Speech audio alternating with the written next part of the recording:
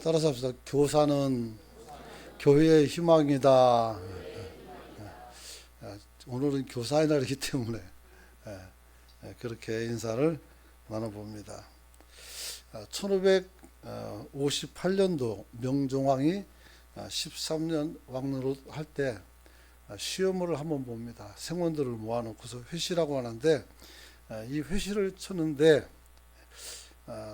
시문이 뭐냐면 교육이 가야 할 길은 어디냐, 무엇인가 이렇게 물었습니다. 그때 조종도라는 사람이 답을 썼는데 교육은 인재를 양성해서 필요할 때 쓰기 위함입니다 라고 말합니다. 그러면서 학교 행정은 교육법과 교육제도가 확립되지 못한 것이 문제가 아니라 학교의 문제는 어떤 제도 문제가 아니라 이 말이에요.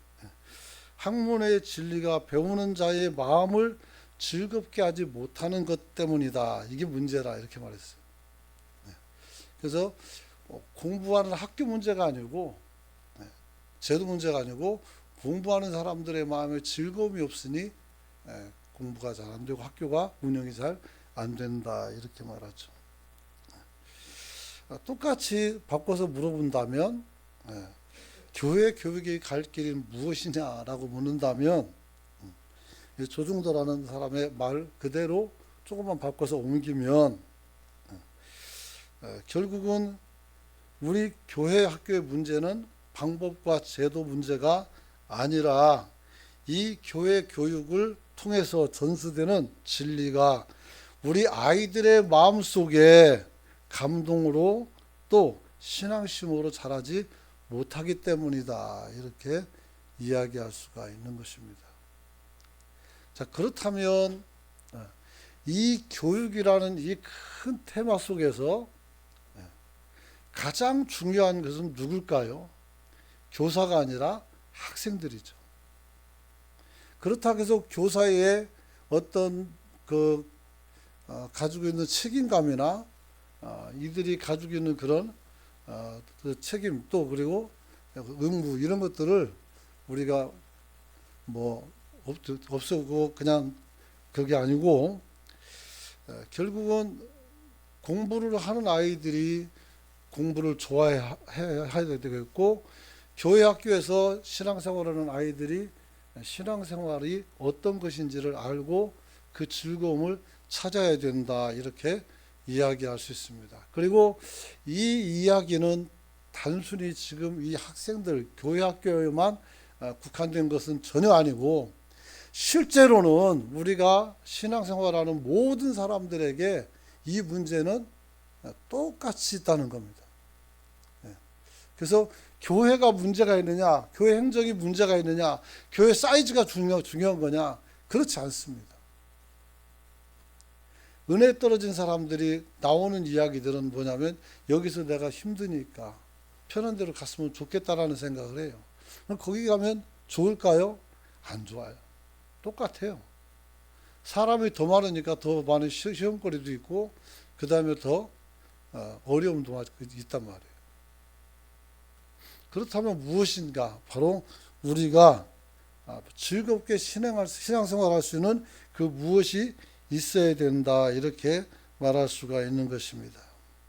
그래서 왜 이런 말을 드리는가 하면 스승은 그가 목회자든 평신도든 어떤 사역자든 하나님께 부름받은 사람으로서 그 부름에 부응을 해야 되겠고 또 우리가 무엇을 배우는 자리에 있다면은 어떻게 돼요? 우리가 하나님 앞에서 이 배움을 통해서 내 인생을 발전시키고 내 인생의 가치를 더 발전시키고 사람으로서의 가지고 있는 존귀성과 그런 것들을 여러분들이 더 존귀하게 만들어 갈 수 있는 그런 사람이 되어야 된다 이렇게 말할 수가 있는 것입니다. 특별히 스승에 대해서 오늘 말씀한다면 스승이라는 것은 누구 앞에서 책임감을 가지고 이끌어가는 사람이다 이렇게 표현할 수가 있습니다. 다른 사람을 이끌어갈 수 있는 사람은 우리는 그를 스승이라고 말합니다. 그래서 교회에서 목회자뿐만 아니라 교사, 그리고 직분자들, 그리고 책임을 가지고 있는 모든 사람들은 서로 간에 우리가 스승이 되어야 되는 줄 믿으시기 바랍니다. 앞으로 인사 한번 합시다. 당신은 나의 스승입니다. 당신은 나의 스승이십니다. 예, 예. 부담감을 좀 가져도 괜찮아요.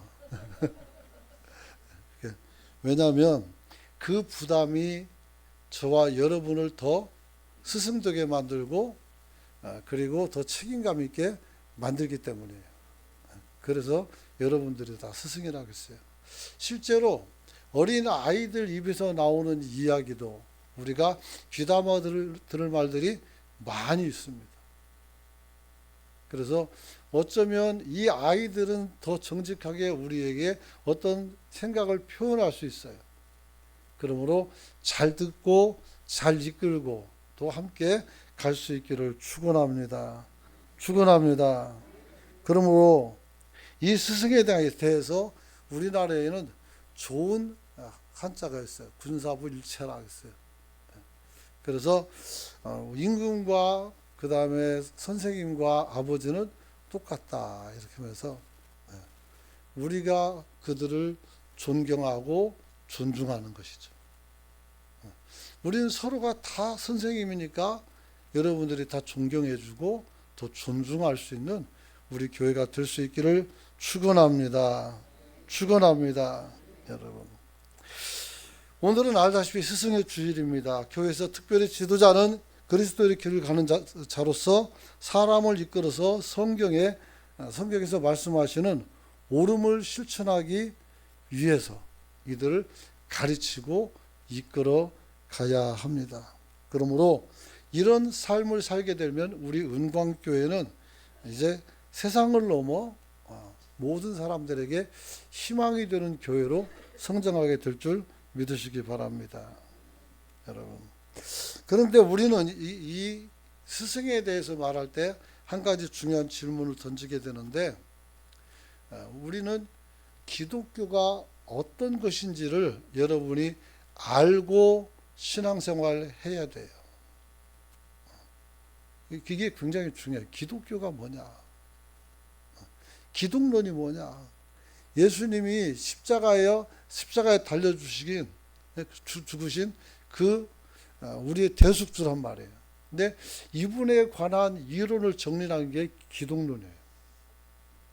그렇다면 기독교라는 것은 이분이 어떻게 살았는지를 바라보고 그것을 믿고 따르는 자들의 모임이다 이렇게 말씀했어요.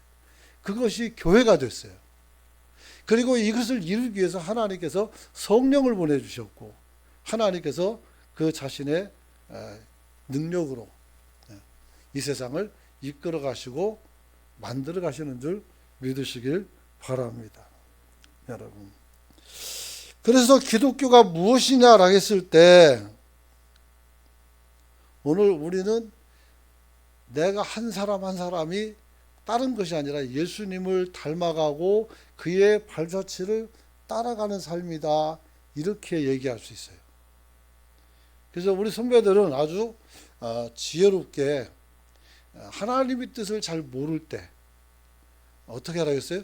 예수님이라면 이 일에 대해서 어떻게 하셨을까라는 질문을 던지고 묵상해보고 예수님처럼 결정하라 이렇게 얘기합니다. 이것도 나쁜 것은 아니에요. 그러므로 여러분이 예수님이라면 어떻게 하실까라고 생각하면서 여러분들도 어떻게 돼요? 또 여러분이 주님을 따라가는 그 생각에 복종하는 그런 성도가 되시길 축원합니다. 그런데 이 기독교의 본거지가 어디냐 하면 교회입니다. 교회예요. 교회는 예수님의 몸이라고 했어요. 왜 몸이라고 했을까요? 그러면 우리 교회에서 팔다리가 막 달렸나요? 그건 아니잖아요. 또 밖에 나가보면 종탑밖에 없더만. 그건 뭐예요? 예수님이 머리가 되고 성도는 교회 몸이 되는 거예요. 그래서 예수님이 교회 자찰하게 했어요.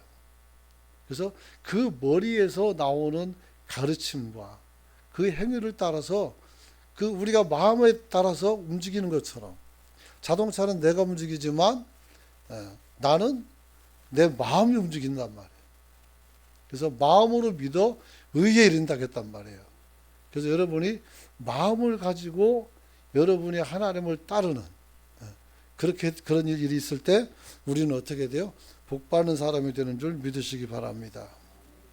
여러분, 그러면 교회 또는 그리스도인 이런 사람들은 어떤 사람일까 했을 때 간단합니다. 우리는 주님이 가신 발자취를 따라가는 사람이다 이렇게 말할 수 있어요. 실제로 이것을 모르는 사람들은 없을 거예요. 그리고 교회 다니면서 저도 사실은 나는 주님을 따르는 사람이라는 그 명제를 가지고 계속 지금까지 살아왔어요. 근데 이번에 목사 장로 기도회가 있었단 말이에요. 수영로교에서. 근데 장순직이라는 강원도에서 산골에서 목회하는 목사님 오셨는데 이분이 부흥사 기도예요. 근데 이분이 청년 때 그 골짜기에 들어가서 고추 따주고 밭가랑에 앉아서 얘기해주고 그러면서 전도하고 또 수고하고 해가지고 천석 규모의 예배당을 지었어요. 할렐루야죠. 근데 입주가 며칠 안 남겨놓고 전화가 왔어요. 교회에 불이 났습니다. 그래가지고 달려가 보니까 심지어 헬기까지 와서 불을 껐지만 홀라당 다 탔어요. 사모님이 와가지고 하더니 넘어가요. 큰아들이 와서 그거 보고 또 똑같이 하더니 넘어갔어요. 교인들은 망연자실하고 있고 목사님은 도대체가 이게 무슨 일인가 정신을 차릴 수가 없었어요. 그런데 주일이 되었어요. 무슨 설교를 할까? 아무리 성경을 읽어봐도 설교 맥이 잡지 않고 성경이 안 잡혀요. 그러다가 하박국서 말씀을 잡았어요. 포도나무에 열매가 없고 감람나무에 소출이 없고 우리의 양떼가 없고 근데 뭐가 있다 했어요? 나는 여호와로 즐거워하고 기쁘다는 거예요. 미친 거 아닙니까? 아무것도 없는데 뭐가 즐거워요? 딱 자기 말이에요. 그래서 그분은 부흥사라겠죠. 대한민국 모든 목사님들의 소원이 하나 있습니다. 교회가 부흥하는 겁니다. 다 교회가 부흥하는 걸 다 원해요. 그런데 그분이 이런 말을 했어요. 부흥은 하나님이 아닙니다. 이렇게 말씀했어요. 그 한마디가 저를 깨웠어요. 부흥은 우리가 신앙의 결과고 노력의 결과고 하나님의 역사한 결과일 뿐이지 하나님이 될 수가 없어요. 여러분이 부자가 되는 거, 여러분이 열심히 살았으니까 그 결과물이죠. 그러나 그 부유함이 하나님은 아니라는 겁니다. 나는 속았어요. 나 자신에게. 교인들에게 태신자 이렇게 하고 이제 한 1년 좀 넘게 이제 우리가 나눠가지고 구역이 아닌 그 지역으로 모였고 이제 어느 정도 됐으니까 거기서 이제 구역을 쪼개서 소그룹을 만들고 막 이런 계산을 계속 하고 있었어요. 계속 그 생각을 가지고 있었고 또 이건 잘 되고 이건 안 되니까 어떻게 할 것인가 생각도 하고 있고 맨날 밥 먹고 가는 게 그거였어요. 그래서 그분도 교인들을 그렇게 모았고 그렇게 교회도 잘 됐는데 교회가 홀라당 다 타버리니까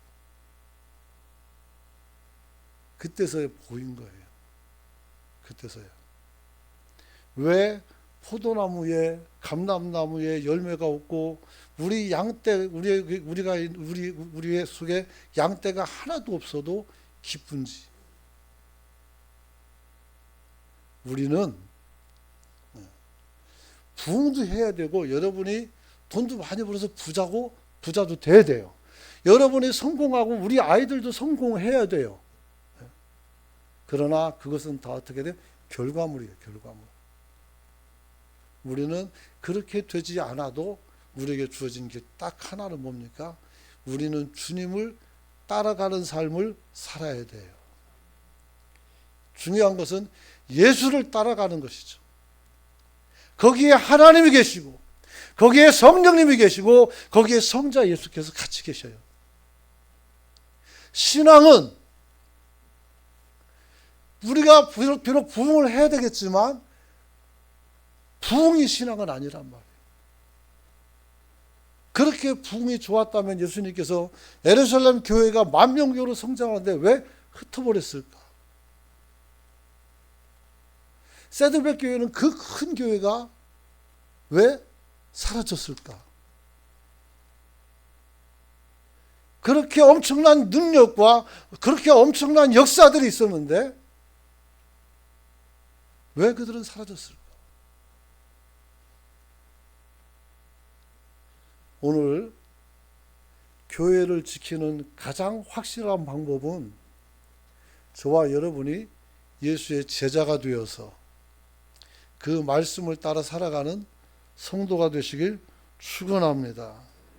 축원합니다. 많은 사람들은 부흥도 치유도 요구해요. 그리고 먹을 것도 다 요구한단 말이에요. 마태복음 강할 때 들으시죠? 주님께서 뭐라고 했어요? 너희는 그 나라와 의를 구하라겠어요.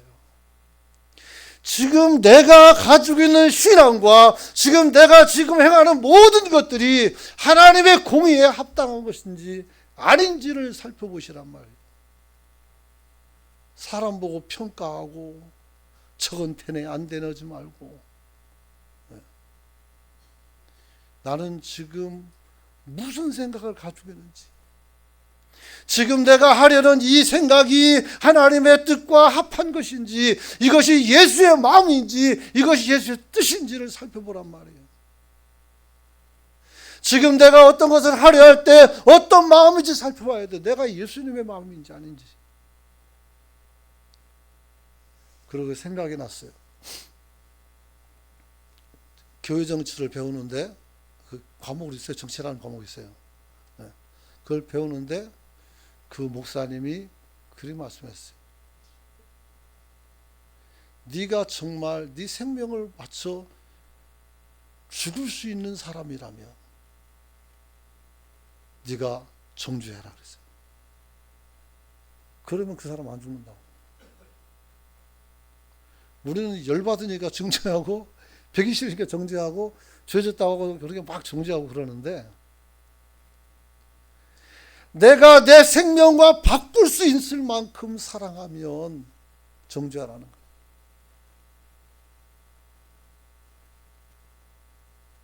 이게 참 어려운 말이에요. 사랑하는 성도 여러분, 오늘 사도행전 1장에 나오는 데오빌로는 누가가 이 사람이 어떤 분인지 잘 몰라요. 그런데 누가가 이 사람에게 누가복음을 써서 이분에게 주셨어요. 그리고 또 예수님이 부활하시고 승천하시고 성령께서 역사하는 이 사도행전을 또 기록해서 이 데오빌로에게 주었어요. 그렇죠? 그래서 내가 먼저 쓴 글에는 하면서 무릇 예수께서 행하시며 가르치기를 시작함부터 그가 택하신 사도들에게 성령으로 명하시고 승천하신 날까지의 일을 기록했다 그랬어요. 그래서 예수의 일대기를 쭉 기록했다는 거예요. 그리고 이제 고난받은 후에 또한 그들에게 확실하게 나타내서 40일 동안에 그들에게 보이시고 하나님 나라의 일을 말씀하시니라 그랬어요. 그래서 예수님이 승천할 때까지 또 하나님께서 부활하는 이후에 부활신앙을 가지고 성도들 살도록 가르친 이런 모든 것들을 알게 했다는 거예요. 여러분, 그래서 사도와 함께 모이사 그들에게 분부하여 이르시되 예루살렘을 떠나지 말고 내게서 들은 바 아버지의 약속하신 것을 기다려라 그랬어요. 예수님이 가르쳐 주시고 예수님이 십자가에 죽으심으로써 우리에게 주신 큰 복락이 있다면 주님이 다시 재림해서 이 땅을 심판할 때 저와 여러분들을 건져주시는 줄 믿으시기 바랍니다. 그걸 믿으라는 거예요. 여러분. 그러면서 말합니다. 요한은 물로 세례를 베풀었지만 너희는 몇 날 못 뛰어서 성령을 통해서 세례를 베푼다. 알겠어요. 그래가지고 오순절 성령 사건이 나타난 거예요. 그리고 오순절 성령 사건은 역사 속에 몇 번 나타나요? 한 번이에요. 그러나 그 성령의 역사는 그때 오순절날 일어난 성령 역사는 역사적으로 한 번이지만 우리에게 또 성령이 찾아오셔서 이제 오순절날 아닌 평일날 언제라도 우리가 하나님 앞에 충만해질 수 있는 역사가 허락된 줄로 믿으시기 바랍니다. 여러분. 쉽게 말하면 이 사도행전 1장 1절로 5절까지 말씀은 데오빌로 당신에게 내가 가르쳐준 예수님의 그 가르침과 그리고 부활하신 이후에 하나님의 모습을 다 가르쳤으니까 어떻게 살아라고요? 하나님의 제자답게 살라. 그래서 예수님의 일대기를 보여준 거예요. 누가는 직업이 의사예요.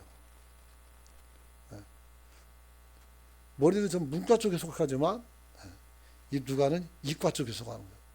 논리적이고 체계적이고 그렇죠. 그래서 예수님을 아주 세밀하게 관찰해서 굉장히 객관적으로 글을 잘 썼단 말이에요. 오늘 집에 가서 여러분들이 누가복음을 읽어보시길 축복합니다. 축복합니다. 그런 거예요. 여러분. 그래서 이 똑같은 구조를 오늘 성경에 보면 세번역에 보면 이렇게 말했어요. 우리 가운데 일어난 일들에 대해서 차례대로 이야기를 엮어내려고 손댄 사람들이 많이 있다. 다시 말하면 복음서를 예수님의 일대기를 손으로 쓴 사람들이 많이 있다는 거예요.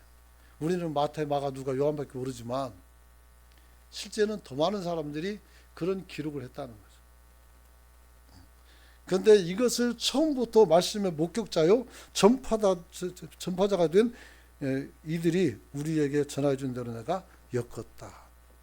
그래서 결국은 제자들의 이야기들을 엮어서 예수님의 일대기를 만들었다는 거예요.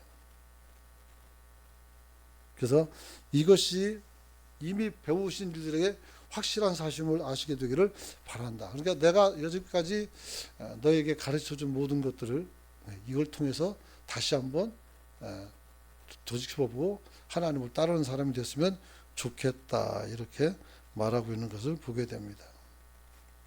사랑하는 성도 여러분, 그렇게 해서 하나님 앞에서 복음이 전파된 이 역사는 어떻게 됐을까요? 그것은 예루살렘 그 지도자들이 봤을 때는 예수께 부름받고 만난 많은 사람들이 예루살렘에 살고 있었어요.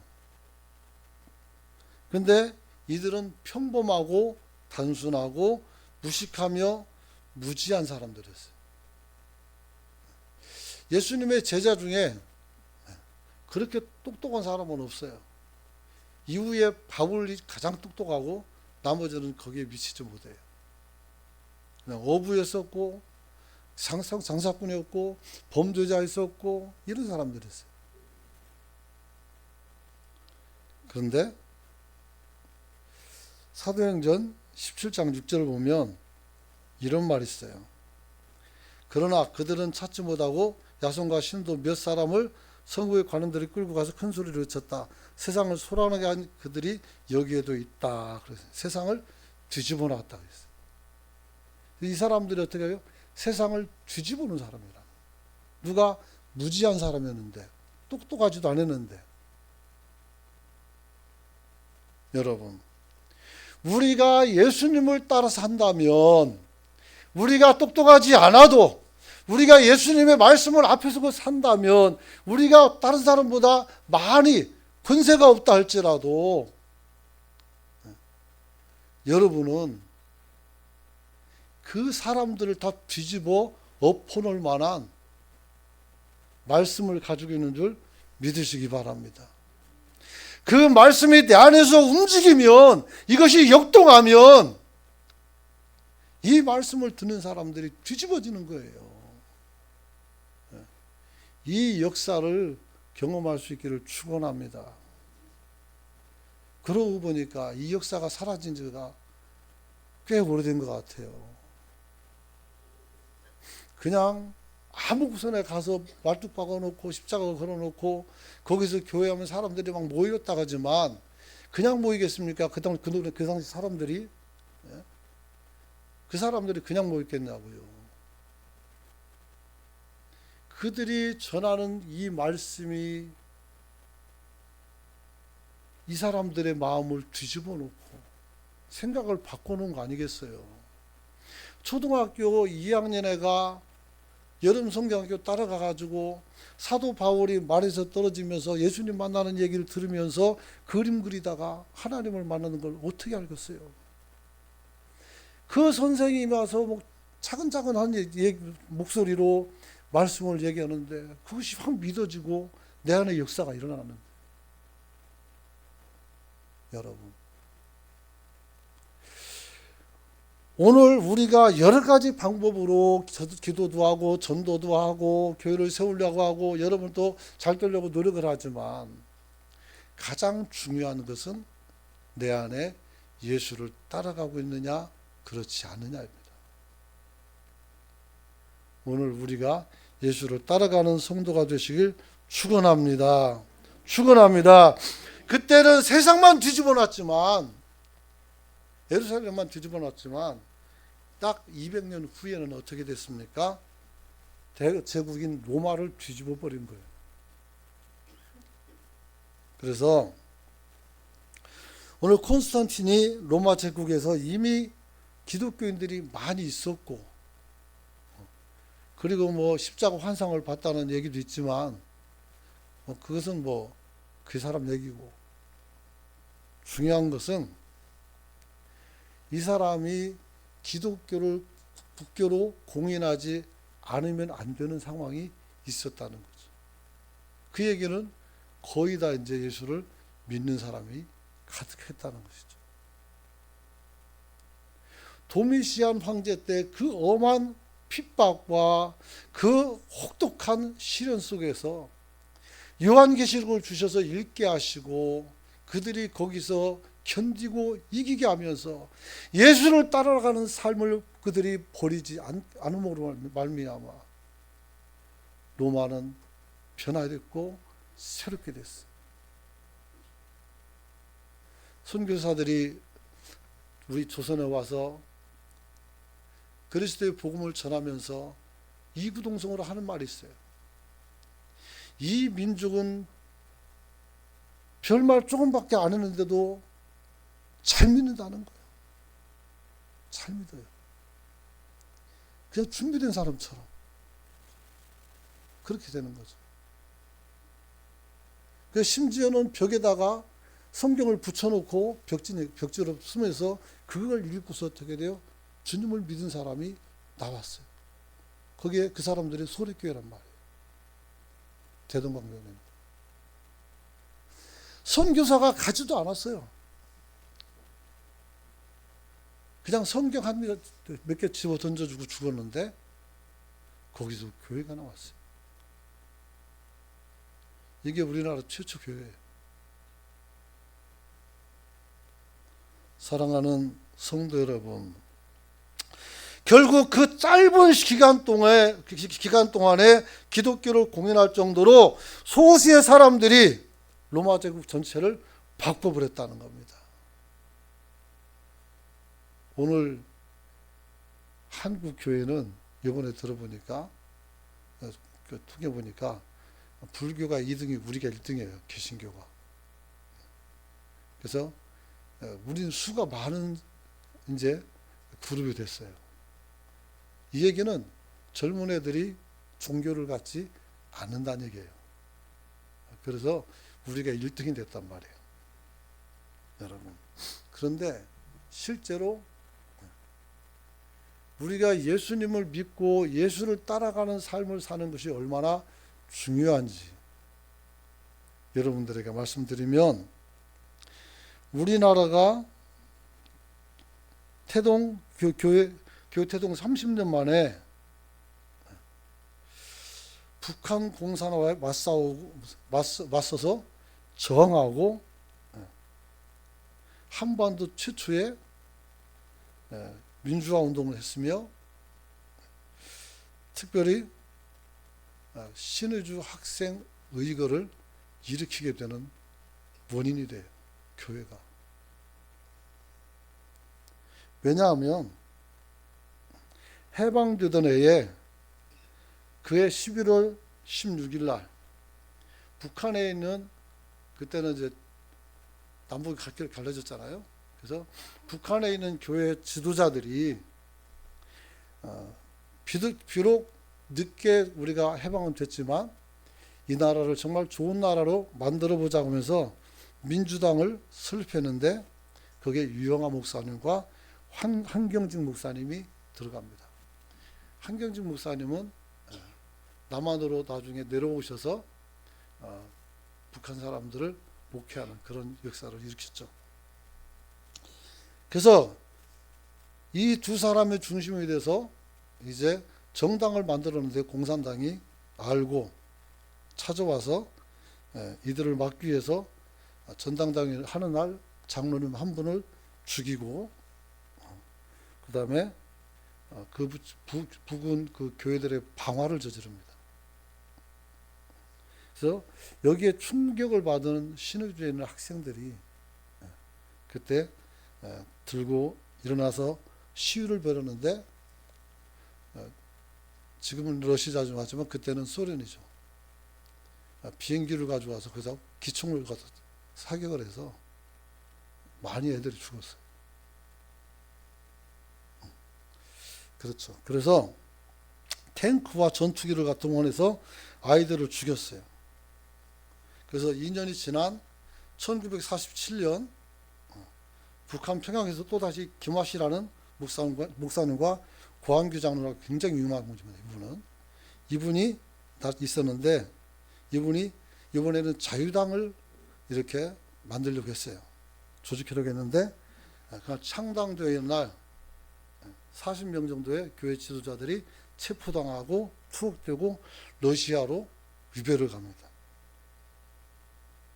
그리고 이제 북한이 단독으로 이제 정부를 수립하면서 선거를 하게 되는데, 1948년도 이 사람들이 선거일을 정하고 투표를 하는데, 모든 기독교인들을 동원해서 이 선거를 하려고 했어요. 왜냐하면 이 우리나라 해방된 나라가 사실은 정부 조직도 없었고 그때는 그렇단 말이에요. 그래서 교회만이 조직을 갖고 있어요. 그래서 이걸 사용하려고 했죠. 그때 교회가 반기를 들고 목사님들이 주일에는 어떤 행사도 안 한다라고 얘기하고, 두 번째는 기독교는 신앙 집회 외에 자유를 확보한다 이렇게 말했고, 세 번째는 교회당은 예배 외에 어떤 것으로도 사용하지 않을 것이다 그랬어요. 그래서 이게 이제 화관이 돼서 목사님들 다 잡아가고 장로님 다 잡아가고, 그때 이제 그렇죠.